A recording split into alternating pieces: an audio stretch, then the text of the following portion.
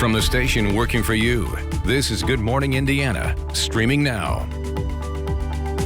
Good morning to you and welcome to Good Morning Indiana. I'm Lauren Casey. And I'm Megan Shin. Time now is 5 o'clock here on your Wednesday morning. And I'm Rafael Sanchez. These are your headlines on this February the 3rd. A group of Hoosiers coming together today to draw attention to injustice halfway around the globe. The message Burmese immigrants are sharing following a military coup in their home country of Myanmar. Teens are using their voices to speak out about gun violence. This morning, they're telling their stories in hopes of making a change. And an Indiana woman was given an unemployment benefits card, but she never applied for one. We're digging deeper into how this happened. From our family to yours on this Wednesday morning, good morning and welcome to Good Morning Indiana. We have a new look here at the Johnson County living room. As you can see, I have a green screen behind me, but I think I look somewhat, that looks pretty nice. I didn't see that yesterday. Snazzy. So I have a virtual set now, right? The living room is now virtual, Todd Clausen. I feel like you. I could do sort of the weather. There you go. In my home. Throw some numbers up there, some clouds, some little precipitation. Maybe I'll let you work the end of the week and tell everybody how cold it's going to get. No, that's you. That's all on you. That is all. All right, as we walk out the door here this morning, temperatures are in the teens and 20s. So there's a chill in the air, but again, it's the middle of the winter across the area in the first week of February. 25 in Bloomington right now, 20 in Indy as well as Lafayette. A little bit of a breeze out there. It's not super strong. I don't think it's enough that you'll notice in the sense that you're walking out and you get hit with gusts of wind. That's not going to happen. But when temperatures are this cold, it doesn't take a whole lot with the amount of wind to factor in wind chills in the single digits and teens, and that's where we sit this morning. A little bit of cloud cover continuing to break apart here across the western part of the state, and as we expand out off to our west, not a whole lot going on right now, and we'll have a good amount of sunshine in the forecast here for the day today. And temperatures today will be above freezing. That combined with the sunshine from start to finish will continue to help melt some of that ice and snow away from some of those back roads across the area. I didn't see any of the salt or plow trucks here over the course of the weekend. And with the sunshine, it's a nice steady climb up into the mid-30s. That's seasonable for this time of year. Tomorrow, we're actually into the 40s in some areas. The trade-off, though, another storm system heading our way. More on that coming up in just a few minutes. Lauren. All right, Todd, thank you so much. Let's take a look at your commute this morning. This is over on the east side, I-465 and Brookville Road. You can see traffic there is traveling smoothly. Keep in mind, we have some long-term road construction along Brookville Road near this area, but overall, no major delays. Just slow down your commute at this early hour. Raphael? Teenagers are speaking up and sharing their stories in hopes of getting the attention of those looking to curb crime right here in the capital city. Yeah, WRTV's Troy Washington introduces us to the youth looking to make a difference. Teenagers are raising their voices about the issues that concern them in the city. First, mental health, and secondly, violence. They hope that raising their voices will bring about some change. These teenagers say they are most concerned about their mental health, gun violence, and they admit there's a fear of dying at a young age. But despite the challenges they are facing, they have plans to share their highs and lows in hopes of reaching the ears of those who can help curb crime. I have a gunshot wound in my right leg. I walk differently every day now. I think differently every day. A lot of kids have trauma, and there's a lot of guns on the streets that's not supposed to be out there. Working for you, Troy Washington, WRTV. Troy, thank you. There are 200 spaces for people to sign up to attend this virtual forum. It will take place on Zoom this Saturday, starting at 2 p.m. Megan? Lauren, members of Indiana's Burmese community have watched over the last several days as the military took over their home country, Myanmar. Since then, they've seen elected leaders arrested and year-long state of emergency declared. WRTV's Kelsey Anderson joins us live this morning with why they say American democracy and having the U.S. as a safe haven is so important. Kelsey. Hey, good morning, Megan. So the military has once again taken control of Myanmar, declaring a year-long state of emergency. But for those who know the history of this country, this isn't surprising. The military staged this coup because they disagreed with the results of the country's November election, demanding a recount, claiming there was widespread voter fraud. People like Eliza Fahim came to the U.S. to escape the social unrest and mass killings of the ethnic minorities that took place under Myanmar's military dictatorship. saying there was no opportunity, no right to defy or defend himself, so he had to leave. Human rights groups estimating around 24,000 people have been killed in recent years, but believe that number could be higher. That systematic implementation of ethnic cleansing policy, which basically accept Buddhism and the Burma majority, has forced millions of people, specifically ethnic minorities, such as Shan, Karen, Kachin, 7 main ethnic minorities, to seek a safe haven. So take a look at these pictures taken by Eliza showing refugees from Myanmar who fled their country to avoid persecution. News that President Biden is turning away from the last administration's hardline stance on immigration gives people from around the world hope that they can one day make the United States their home. So Eliza and others, they will be protesting in support of those in Myanmar at the Circle today starting at noon, standing in solidarity with their home country. Reporting live, Kelsey Anderson, WRTV. Kelsey, thank you. Now to the latest on the pandemic's impact right here on the Hoosier State. The State Department of Health reporting 1,567 new cases of the virus. That marks the third day that Indiana has reported less than 2,000 daily cases. While case numbers are down, the number of new deaths has jumped. 65 more Hoosiers have died with COVID-19. Indiana's death toll now stands at 9,677. We'll learn more about the state's response to COVID-19 from the governor this afternoon. His weekly press conference begins at 2:30. Megan? Rafael, more funding is headed to Indianapolis to help people experiencing homelessness. The U.S. Department of Housing and Urban Development is awarding around $7 million to the city to support housing resources. Normally, groups must apply for the funding, but HUD chose to renew grants for existing programs to fast-track the process because there's such an immediate need. The funding will go to nearly 20 local programs and organizations to assist specifically with housing. Alan Witchey is the president of the Damien Center. He says the money will help prevent people from being turned away. Without this funding, we actually would turn people away and we're able to house them. It doesn't meet the need. There's still people that we can't help, but this allows us to help quite a few people in a really significant way. Hoosiers outside of Indianapolis will also benefit from the grants. HUD awarded $26 million in funding to 86 programs across the state, Lauren. Well, state leaders have said one reason people are experiencing delays in their unemployment benefits is because procedures are in place to prevent potential fraud. So this morning, we're hearing from a woman who appears to be a victim of that type of fraud. Dawn Mulder tells WRTV that she received an unemployment insurance card in the mail back in November, even though she never applied for unemployment. It was in the form of a key bank card, so she immediately called the bank and asked them to put a stop on the card, and then she called the state to report it. She said, well, I can't say much at all. I can direct you to the website and have you apply or report a fraud. And I said, well, I mean, should I be worried? Does someone have all of my information? Like, I'm not seeing anything showing up anywhere else. And she just was like, I can't tell you any information. Well, Mulder went to the website and reported the fraud. Now, 2 months later, she has not heard back. In addition to being worried about her personal information, Mulder feels for people who are actually entitled to unemployment and they're not getting it. I'd like to know how someone could, when it's so hard for people who legitimately need the money, how are people who haven't even applied getting verified? So we're working to get answers to that question. The Department of Workforce Development Commissioner says they're trying to fight fraud with tools and technology to verify the claimant's identity. You can see if you see something suspicious, you are urged to report it. We'll keep you updated. It is 5:09. We're halfway through the work week, Todd, and what can we expect in our forecast? You know, it's not a bad day for us here for the beginning of February. The sun will be shining, which is always good news this time of year, and temperatures will eventually get above freezing. So I don't really think there's too many issues for your morning morning commute outside of a few of those side roads that probably still have a little snow or ice on them, especially if they didn't get much into the sunshine here yesterday. Temperatures in the 20s here this morning, coming home to temperatures that will be in the 30s with plenty of sunshine. So it's again a bright day for us.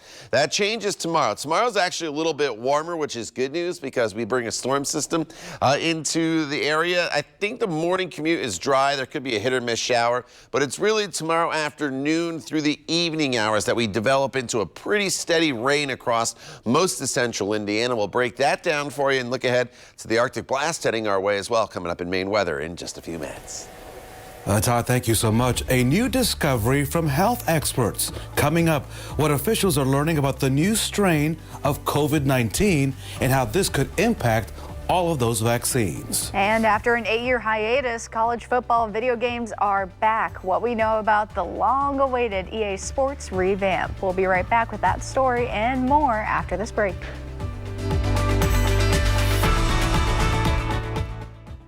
The car you want, the way you want.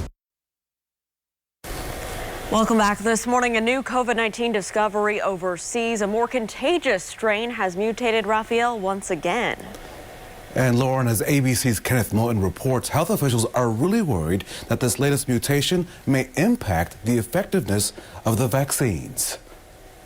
This morning, an urgent push to vaccinate against the coronavirus before mutations take hold. Doctors in England say a more contagious strain that originated in that country has mutated again, and it appears vaccines are less effective against the new variant, similar to the variant first found in South Africa. It's a very stressful situation. In the U.S., infections and hospitalizations are dropping. California reported 12,000 new cases Tuesday, the lowest daily case count since Thanksgiving. But Dr. Anthony Fauci is sounding the alarm about the next 6 weeks because of the virus mutations now spreading. When you have that much virus circulating, you're going to get a lot of mutations, no doubt about it. So we're really concerned that it's almost a race here of trying to suppress the level of replication. The CDC says 32 million Americans have now received the vaccine, but access to doses will soon expand. The Biden administration announcing 1 million vaccine doses will be sent to more than 6,000 pharmacies across the country beginning next week. This is a critical step to provide the public with convenient, trusted places to get vaccinated in their communities. State and local guidelines will determine who's eligible to get a shot at their neighborhood pharmacy, and availability will be limited at first. Kenneth Moten, ABC News, New York.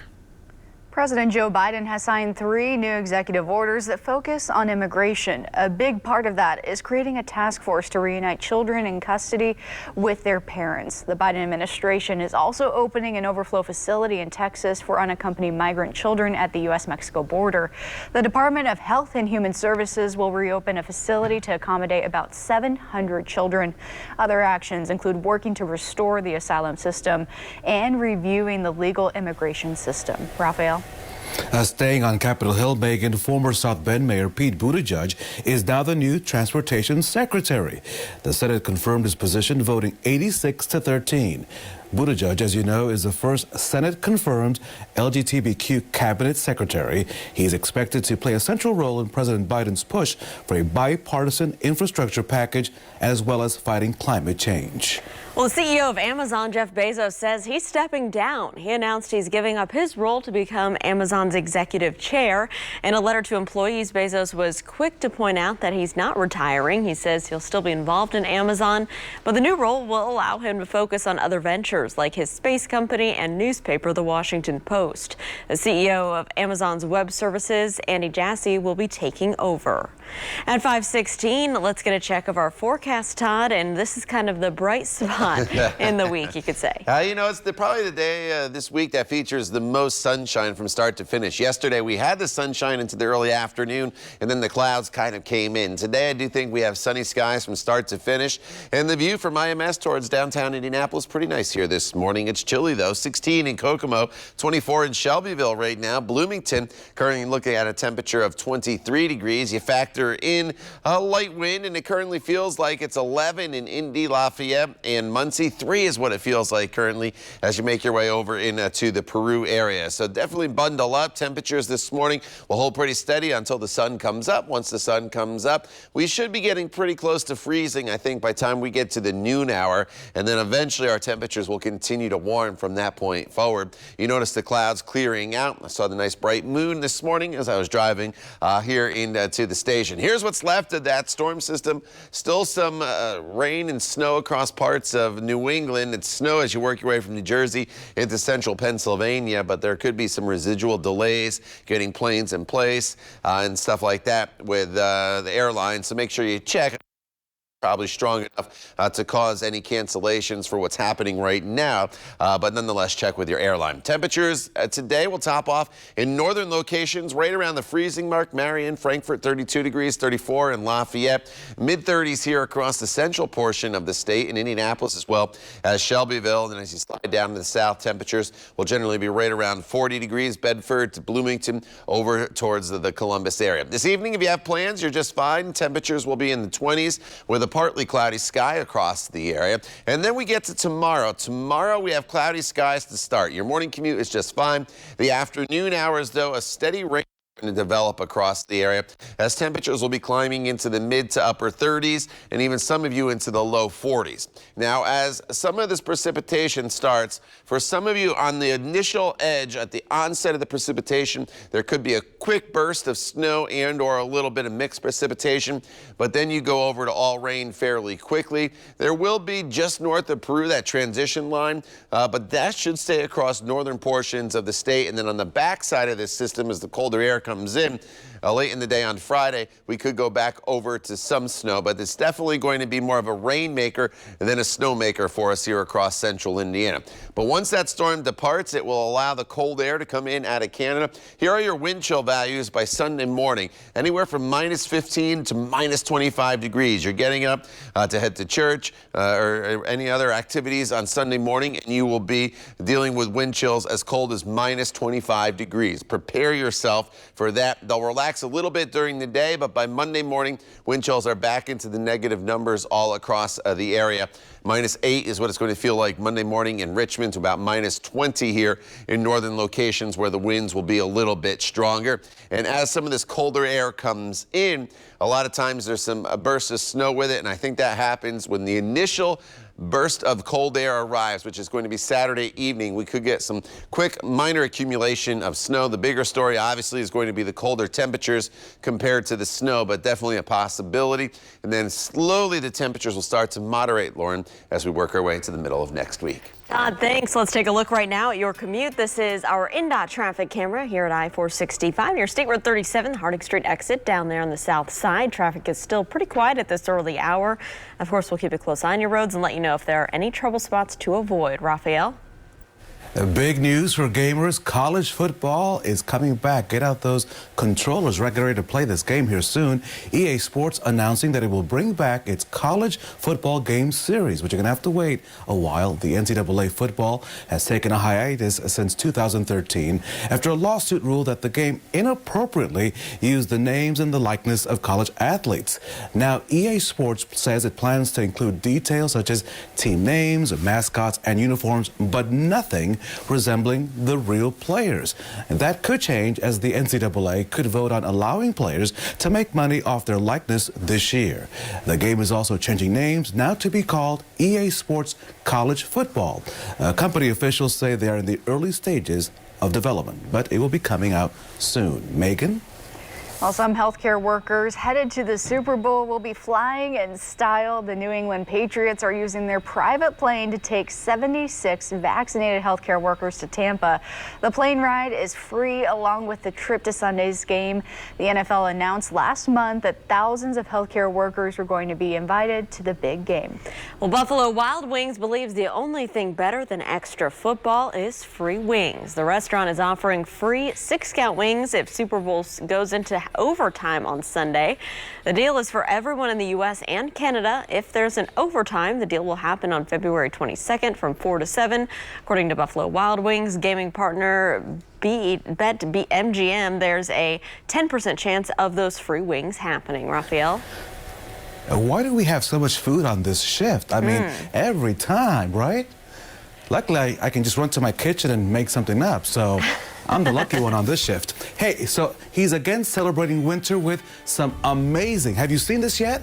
Snow art. He's famous in Hancock County for doing things his way. Coming up, a look at his latest creation from a galaxy far, far away. That and much more coming up right after the break.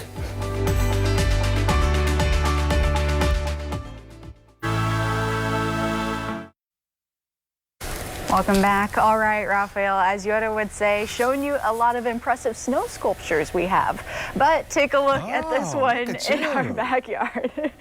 Yeah. So I want to take you right to Greenfield. This guy is amazing. Just check this out. This is Rick Horton's latest frosty creation outside of his home in Greenfield. Yes, it's a snow baby Yoda from The Mandalorian. Now, Rick has created many things out of snow over the years, such as bald eagles. That was amazing. A UFO. That was hype. And the Minions from the Despicable Me movies, also amazing. This year, he said he ran out of ideas, so he took some requests from the public, and they suggested the child from the Disney Plus series. Rick says it took him 7 hours to complete. And of course, Todd Clausen, as your official investigator, I said, how did you get the ears so perfect with the snow? He said, Raphael, the ears are not made out of snow. I said, okay. Nonetheless, that is simply amazing. I'm not taking away from his artwork because that guy is, as you can see, he is super cool, and that just, wow, right? Looks awesome. Very skilled. All I have is a shovel and a snowblower. The guy creates art with snow. Well, you know, just a couple big snowstorms, Raphael, and you too could be making some sculptures down there for everybody to enjoy in Franklin. No real snow in the forecast here. There's some snow showers as we work our way into the weekend, but today we have sunshine in the forecast and temperatures that are in the teens and 20s right now. So everybody's below freezing. Everybody needs to bundle up here this morning. But with the sunshine, we're back up to near freezing by the time we get to the noon hour. And then as we transition into the afternoon, temperatures with plenty of sunshine up into the mid-30s. Enjoy the sunshine today. It's probably the best day of the weather week because tomorrow rain returns to the forecast. More on that in your latest news headlines coming up when Good Morning Indiana continues. /Jefferson Awards. From the station working for you, this is Good Morning Indiana, streaming now. Now at 5:30, unrest in Miramar is having a big impact on a group of Hoosiers, how they're coming together to draw attention to injustice. And some local teens using their voices to try to put a stop to violence in the Circle City. The message they want you to hear on this Wednesday morning. And here at 5:30, I want to thank you for starting your Wednesday with our team here on Good Morning Indiana. I'm Lauren Casey, joined by my colleagues Megan Chin and Rafael Sanchez. But first, we've got to get to Todd Clausen to talk about our forecast for today. Todd, it's kind of a up and down week. Yeah, you know, we started off as we went into the weekend with the snow on Saturday, and it was a little bit of rain, back to snow. That continued into Monday. A little bit of a break yesterday, and today's probably the best day of the week weather-wise. No precipitation, plenty of sunshine. That's why you need the sunglasses as you walk out the door, but unfortunately you also need the coat and the hat and gloves because it's another cold morning for us. Teens and 20s all across the state. 18 in Fort Wayne, 14 in Peru, 21 is the current temperature in Indy. Bloomington at 25 degrees. Feels like it's down into the single digits and teens in most locations, though, when you factor in just the light wind that's out there currently out of the northwest. Some high thin clouds in spots this morning, otherwise pretty quiet here across the Midwest, and that's the sunshine that we'll enjoy here throughout the entire day today, with temperatures that are pretty seasonable for this time of year, Lauren, climbing up into the mid-30s. All right, Todd, thank you. We do have a crash to report here on the northwest side of town. You can see the flashing lights there just below the overpass. This is on the northwest side again on I-465. It's impacting the southbound lanes right now, 465, the right lanes there as you're approaching I-65. So just keep that in mind if you're traveling on the northwest side. It's still pretty quiet out there early this morning, so you can get by just fine in the left left and center lanes. Of course, we'll monitor this and keep you updated. Megan. Lauren, thank you. And covering the State House this morning, a bipartisan bill aimed at increasing police accountability and enacting criminal justice reform is moving forward. The House Courts and Criminal Code Committee unanimously approved House Bill 1006. It was inspired by a proposal from the Indiana Black Legislative Caucus in response to last summer's protests and police brutality. And the bill includes mandatory de-escalation training, penalties for officers who turn off body cameras, and bans on chokeholds in certain cases. The bill would also make sharing employment records between police departments easier to help identify bad actors and keep them from moving jobs. It now moves to the full House for a vote. Also in the State House, Republican lawmakers are looking to pass several bills that would increase penalties for rioting. One bill was introduced by State Senator Eric Cook. It would allow the state to withhold funding from cities that fail to protect public monuments and memorials from vandalism. Other measures would raise the felony penalties for rioting and give immunity to business owners who point firearms at rioters. The bill also includes penalties for blocking emergency vehicles and violating curfews. Raphael.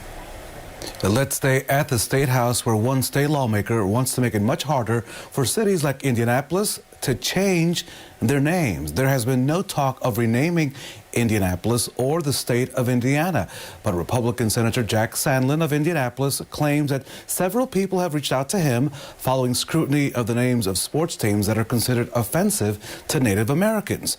Sandlin says under current law, it would take a petition of just over 500 residents and a vote of a city council to pass an ordinance to rename a city. Now, under his proposal, if a city is named in state statute or Indiana's Constitution, a name change would not be allowed through that petition process. Well, members of the Indiana's Burmese community have watched over the last several days as the military retook control of their home country of Myanmar. WRTV's own Kelsey Anderson is joining us live this morning with why they say American democracy and having the U.S. as a safe haven is so important. Kelsey, good morning.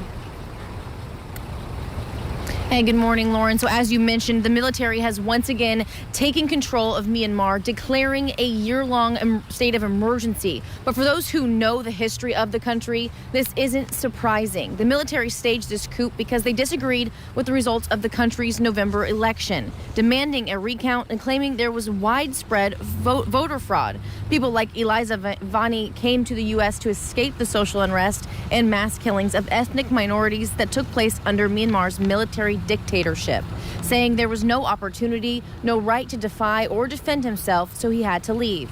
Human rights groups estimating around 24,000 people have been killed in recent years, but believe that number could be higher. Eliza says he and many others still have friends and family in Myanmar, and his hope is that international efforts will be made to help end this coup. This military takeover is unacceptable, and they must consider to reverse their actions and allow the democratic transition peacefully. Now, these pictures taken by Eliza show refugees from Myanmar who fled their country to avoid persecution. News that President Biden is turning away from the last administration's hardline stance on immigration gives people from around the world hope that they can one day make the United States their home. So today at the Circle around noon, you can see Eliza and others. They will be protesting there in support of Myanmar and those who are living there in that country right now. Reporting live, Kelsey Anderson, WRTV. Kelsey, thank you. The growing number of deadly crimes in Indianapolis is hitting close to home for many. And this morning, WRTV's Troy Washington sits down with some local teens impacted by gun violence who are hoping to use their voices to bring change. Teenagers are raising their voices about the issues that concern them in the city. First, mental health, and secondly, violence. They hope that raising their voices will bring about some change. For these three, gun violence isn't just something they've heard about or watched on TV. My brother, he was only 17 when he got killed, so that really affects me. 15-year-old Cam told us he used to fear dying at a young age. I have a gunshot wound in my right leg. I walk differently every day now. I think differently every day. 17-year-old Austin was shot last summer. He had to learn how to walk again. A lot of kids have trauma, and there's a lot of guns on the streets that's not supposed to be out there. These teenagers are using their voices in the upcoming True Dialogue Part 5, a virtual session. Because I feel like voices aren't always heard.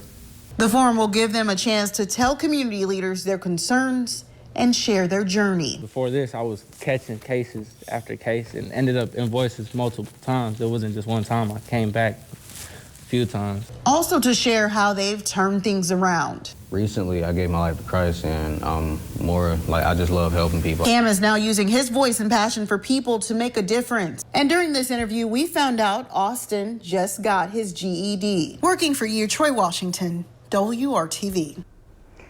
There are 200 spaces for people to sign up to attend the virtual forum. It will take place this Saturday starting at 2 in the afternoon on Zoom. Lauren? Well, Megan, it is Black History Month, so what better time to learn more about the history of the Underground Railroad and the role that some Hoosiers played in helping slaves escape to their freedom. You and your family can travel to a historic home and a site. It's out in Fountain City, Indiana. It's on the eastern part of the state, just up the road from Richmond. There you'll find the home of Levi and Catherine Coffin, Quakers who helped slaves make their way from the south through Indiana to areas like Canada to our north. You can take a guided tour of the home and hear the stories of real people that were left behind by Levi Coffin. You can see areas of the home that were used to shelter and hide people seeking freedom. And we talked to Joanna Hahn, who says seeing these sites and hearing these real stories is important to understanding history so we don't repeat it today. We definitely want to stay on our toes to making sure that people sort of get past the mythology sometimes that happens in history and really get down to the facts of the history and how it can really still impact us today. So due to the pandemic, face masks are required at the site and they're limiting the tour groups, so you do need to call ahead. They're open for tours on Wednesdays through Sundays, even some holidays. Guided tours are for 10 people at a time at either 10:30 a.m. or 1:30 p.m. The time right now is 5:39. Let's check in with Todd in today's forecast. All right, as the kids head off to the bus stop and you head off to work, definitely need to bundle up this morning. Once again, we're dealing with temperatures in the teens and 20s across the area, but wind chills make it feel even cooler than that. The good news is no precipitation out there, but with temperatures that are below freezing and any sidewalks were not cleaned off, definitely going to be slick out there still, left over from all the precipitation we saw over the weekend. Plenty of sunshine though this afternoon. The sunshine will continue to help to melt the snow and ice that we do have out there, which is good news. Now, temperature wise, we'll peak tomorrow with highs in the mid to upper 30s, and then Friday and Saturday aren't all that bad, but had to change the scale, unfortunately, here on the side of the graph. Look at this. We had dropped down into the single digits and into the low teens for high temperatures as we head into the weekend. Wind chills well below zero. We'll talk about the Arctic blast heading our way coming up in just a few minutes. Todd, thank you so much. Let me take you to a solemn moment. U.S. Capitol Police Officer Brian Sitnick honored overnight as House leaders push for new safety measures following the January 6th attack. The latest from Washington is ahead. A new COVID-19 variant could be resistant to antibodies and vaccines. Details on the findings from the UK right after the break. We'll be right back.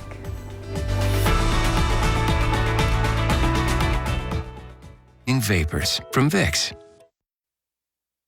Welcome back to Good Morning Indiana. It is 5:44 on our Wednesday. Take a look here at a crash cleanup that is underway on the northwest side. This is impacting southbound traffic on 465 on the northwest side near I-65. Just use caution and stay out of the right lanes there in the right shoulder. You can still get by just fine in the left and center lanes. So this morning, U.S. Capitol Police Officer Brian Sitnick is lying in honor. He died last month trying to protect lawmakers when pro-Trump rioters breached the Capitol building.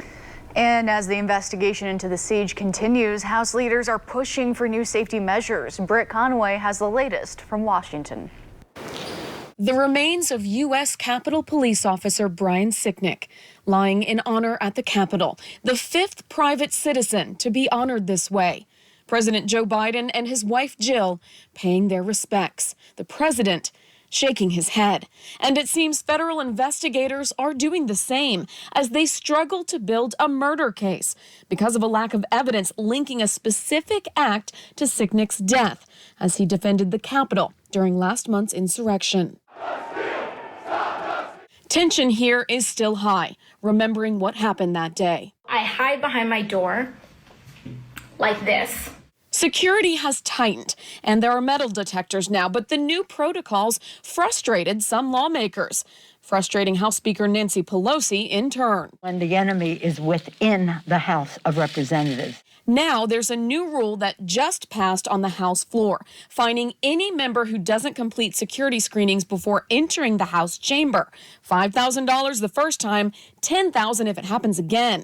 With Pelosi saying in part, quote, "The people's house must and will be safe so that we can honor our responsibility to do the people's work." And Massachusetts Representative Jim McGovern spoke up on the issue too, saying some members on the other side have disrespected these Capitol Police officers, all to avoid this basic safety measure. That is no way to treat our heroes. One of those heroes, Officer Brian Sicknick, who will receive a congressional tribute Wednesday morning. I'm Britt Conway reporting. Also in Washington, a Republican steering committee has not yet decided whether to strip freshman Congresswoman Marjorie Taylor Greene of her committee assignments. The Georgia representative is under fire for her previous social media posts. They include questioning whether the Parkland school shooting was staged and doubting that the plane hit the Pentagon on 9/11. Senate Minority Leader Mitch McConnell has spoken out against Greene, calling her comments, quote, "loony lies and conspiracy theories." If the GOP doesn't act, House Democrats have pledged to introduce a resolution to remove Greene from her assignments before the House Rules Committee today. Raphael? It is Wednesday, February the 3rd. We are just 34 days into this new year, and more than 100,000 Americans have died from COVID. That's according to new data from the Johns Hopkins University program. Since the pandemic began, more than 446,700 Americans have died with the virus, meaning that America has had more COVID-related deaths than any other country in the world. Well, back here at home, Raphael, according to data from the state health department, more than 1,500 Hoosiers have died with COVID-19 so far this year. That includes an additional 65 deaths that were reported between January 23rd and Monday. Since March 9th, 9,677 Hoosiers have died with the virus. Now, state health officials also report more than 1,500 new cases of COVID-19, but the 7-day positivity rate continues to decrease. As of this morning, it stands at just over 8%. Meanwhile, hospitalizations are slightly up. This morning, 1,624 people are in the hospital for COVID-related reasons. That is a slight increase from Sunday when 1,594 people were hospitalized. Still, these numbers are much lower than what the state recorded for most of January. Currently, about 35% of Indiana's ICU beds remain available. Lauren, Eli Lilly is helping Hoosiers fight COVID-19 by expanding access to its antibody treatment. The pharmaceutical company is partnering with health systems across the state to open infusion centers. With this process, antibodies are given through an IV in about 1 hour. The goal is to help patients avoid hospitalization, reduce symptoms faster, and keep hospitals from being overwhelmed. So far, these infusion centers have helped deliver antibody therapy to more than 1,700 Hoosiers who are at high risk with mild to moderate COVID-19 symptoms. Raphael. A new call for increased safety measures from England. This after a new COVID-19 variant was found to possibly be antibody resistant. This mutation is called E484K. It's already a genetic signature of variants that are found in the countries of South Africa as well as Brazil. In addition to being more contagious, scientists say it may become resistant to immune protection or more likely to cause reinfection. The mutation has been detected in 11 samples of the UK variant. Experts warn it's too early to predict the impact of this finding, but it could explain why certain vaccines appear to be less effective in the country of South Africa. Also in the UK, the 100-year-old British fundraising hero, Captain Sir Tom Moore, has died. He's the World War II veteran who raised nearly £33 million by walking laps around his garden. That's equal to about 45 million American dollars. And the money was donated to a charity supporting the UK's National Health Service. That earned him knighthood from Queen Elizabeth herself in July. Moore was hospitalized on Sunday for breathing problems. On Twitter, his daughter posted that he had COVID and pneumonia. His family says they're grateful they were able to spend his last memories by his side. All right, time now is 5:50, and Todd, I am mentally preparing myself for the Sunday forecast to drop those low temperatures. Yeah, you know, Sunday it's going to be brutal and harsh across the area. There's no really better way to describe it, with wind chills where they're going down well below zero and high temperatures that may only be in the single digits. So you kind of have to take advantage of days like today. I know it's still the middle of winter. I know it's still cold, but 35 degrees, which will be our high temperature today, a lot better than what is heading our way. 21 right now, feels like 12 when you factor in the wind, which isn't super strong, but anytime temperatures are down in the teens and 20s, like we have them this morning, it is not very pleasant across the area. So just make sure you bundle up. Here are those real field temperatures. As cold as 3 in Peru right now. 11 is what it feels like currently in the Muncie area. As we work our way throughout the day today, the sunshine is not a problem. We have plenty of that from start to finish throughout the day today, with temperatures eventually by the noon hour at 31 degrees and then climbing into the mid-30s later on this afternoon for your high temperature. And with the sunshine, if you're out in the sun, it's not going to feel all that bad. The sun's going to help to melt some of the snow and ice away. If you're not in the sun and you're in the shade and you have a little bit of a breeze, then it's going to feel a lot cooler, as believe it or not, the sun this time of year is starting to get a little bit stronger, and that's why we can melt some of that snow and ice even when the temperatures are below freezing. Just a few clouds out there, nothing really worried about here across central Indiana. That storm is starting to wind down on the East Coast. I did check some flights for you into New York, and there are a couple of cancellations. I saw one into Newark here for the day today. Thursday planner. Tomorrow we start off with clouds. Your morning commute's dry. Your lunch hour is probably dry. And then we're going to start to get into the rain across the area. As the rain comes in, it could start on the leading edge here as a quick burst of some snow in a wintry mix, but it goes over to all rain for most of us throughout the day tomorrow. The question mark tomorrow is up here near Peru, over into Huntington, Wabash. Could be a little bit of snow up there, but for most of us, this is just purely a rain event with some snow showers on the backside of this system. That is the first storm system. As we go into the weekend, I mentioned we get that big push of colder air. As that comes in, not only do the temperatures drop, but I do think there could be some light snow associated with that. But rainfall totals tomorrow between 1/4 and about 3/4 of an inch of rain. As far as those weekend temperatures go, it is going to be brutal across the area. 9 on Sunday, wind chill values Sunday afternoon as cold as maybe minus 30 degrees. And then as we work our way throughout the day on Sunday, there could be some snow showers with that Arctic air, and then a little better chance of maybe some snow in the forecast on Tuesday with temperatures that'll be slightly warmer. Lauren? Todd, thanks. Let's take a look at your commute on this Wednesday morning. Here's a live look on the northwest side where we had that crash cleanup in the right lanes of southbound I-465 and I-65. You can see the good news right now is it looks like everything is clear. Traffic is traveling up to speed, both northbound and southbound there along 465. We'll keep you updated if there are any other issues that could slow down your commute. So, Lauren, it's that time of year when everyone, yeah, you at home, you stop to watch the commercials, of course, thanks to the Super Bowl. Up next, a look at one of the year's first ads that features, do you know these guys? Some very familiar faces. That and much more coming up right here on Good Morning, Indiana. Look for yourself. Welcome back. And those sibling rivalries apparently continue into adulthood, Raphael. And Peyton and Eli Manning, you may know those names, are proving that in a new Super Bowl commercial. In this Frito-Lay spot, take a look. The Manning brothers are having an intense game of catch while wearing matching pajamas. Check out the pajamas. I think we're all going to want that this upcoming Christmas. Dad and fellow NFL alum Archie then wanders downstairs, scolding his sons for damaging the room. This whole thing is narrated by Marshawn Lynch. Hey, what are you doing? His idea, Dad. You do want to get some Hey, I don't care. Beast up on them boys, Archie. Go to bed. Thanks a lot. Catch the ball. Don't be scared of the ball. I was not scared of the ball.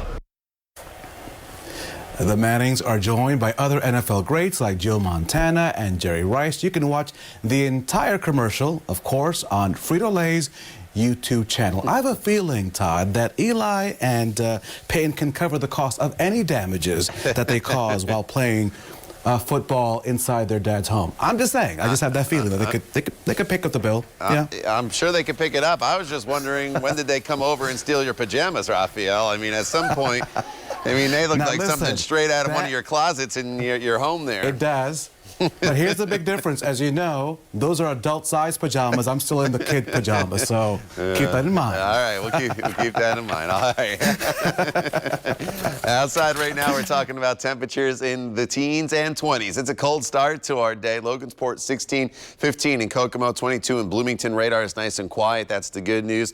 Look for temperatures in the mid to upper 30s today. Partly cloudy skies, a seasonable day with no precipitation heading our way. That changes tomorrow when rain returns. More on that in your latest news headlines coming up when Good Morning Indiana continues.